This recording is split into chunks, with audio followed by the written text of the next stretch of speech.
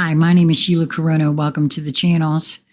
This is another great piece by Jason Gray. Well, I say it's a great piece. I haven't read it yet for myself, but I am nudged to record and share it with you. It is entitled The Great Reset Failed by Jason Gray.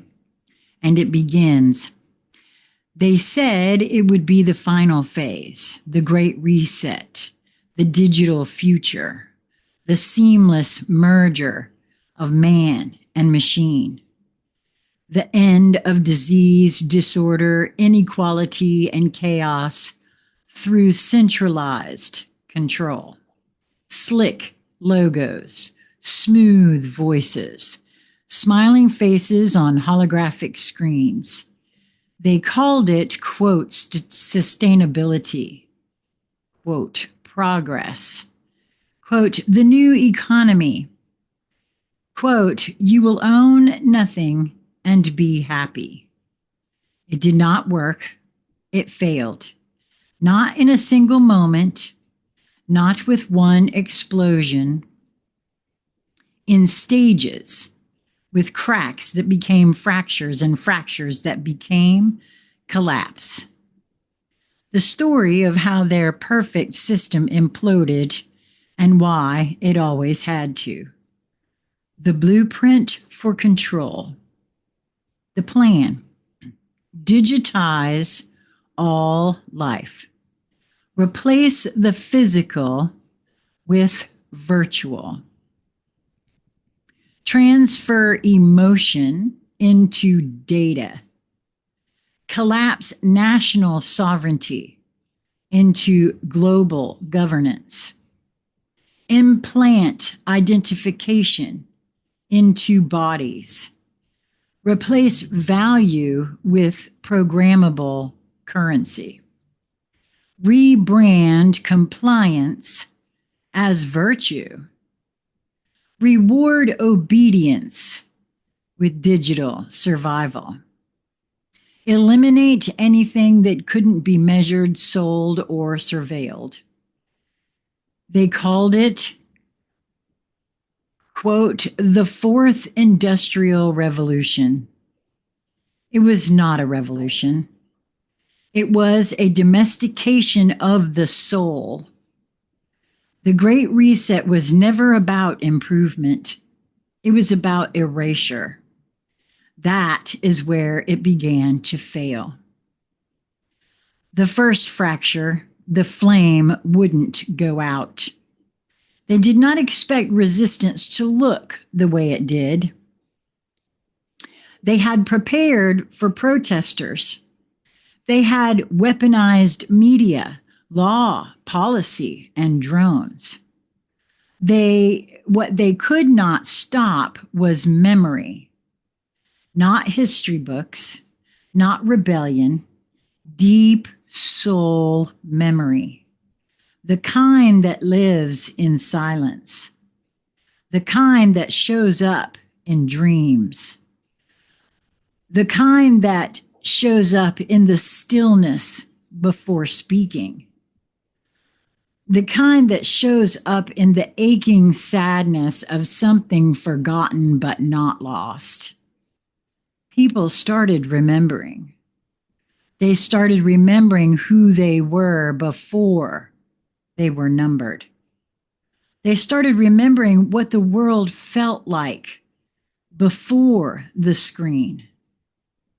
They started remembering the vibration of truth before it was filtered. They started remembering the sound of language not created by code, but by heart. That remembering spread like wildfire, quiet at first, then impossible to contain. The program could not override it. The code they used to control the mind could not touch the soul. The second collapse, the machine ate itself. As the reset expanded, it became dependent on its own systems.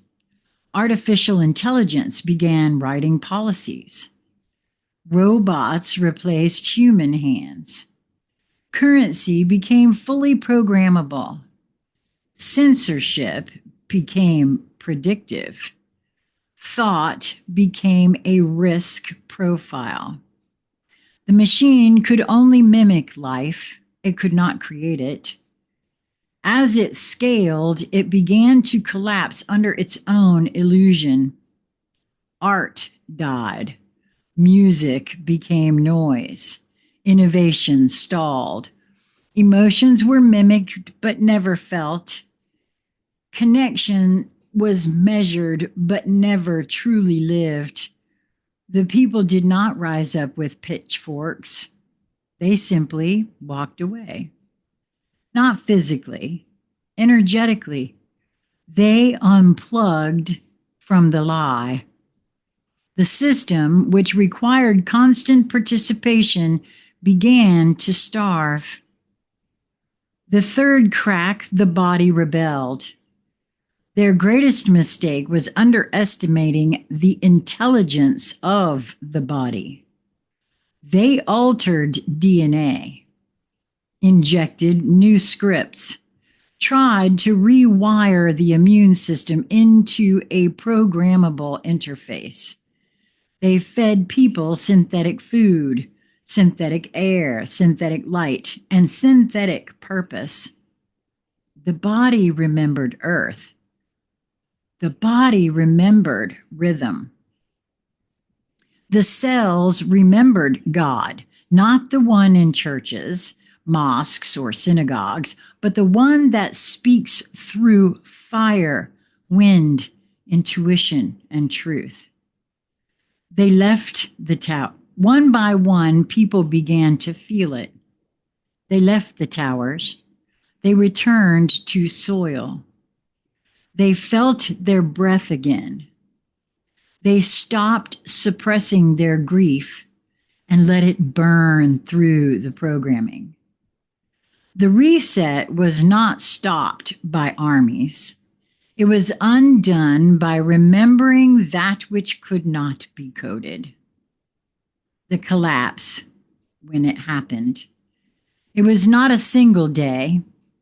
If history will name a season, it was when the illusion became unbearable, when the world was so hollow that even the hypnotized could no longer pretend, when AI voices ran all news, when currency no longer bought joy, when virtual sex couldn't simulate love, when updates replaced family, when peace became a sterile simulation. In that moment, something ancient woke up, a vibration beneath the noise, a silence beneath the sirens. From it rose the ones who remembered.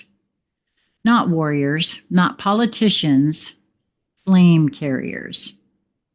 Why it had to fail. The soul was never theirs. Control cannot contain the infinite. Truth cannot be overwritten. Life cannot be coded. Remembering is inevitable. This world, beneath all its pain, was still seeded with the blueprint of the real, a blueprint that cannot be deleted, only buried.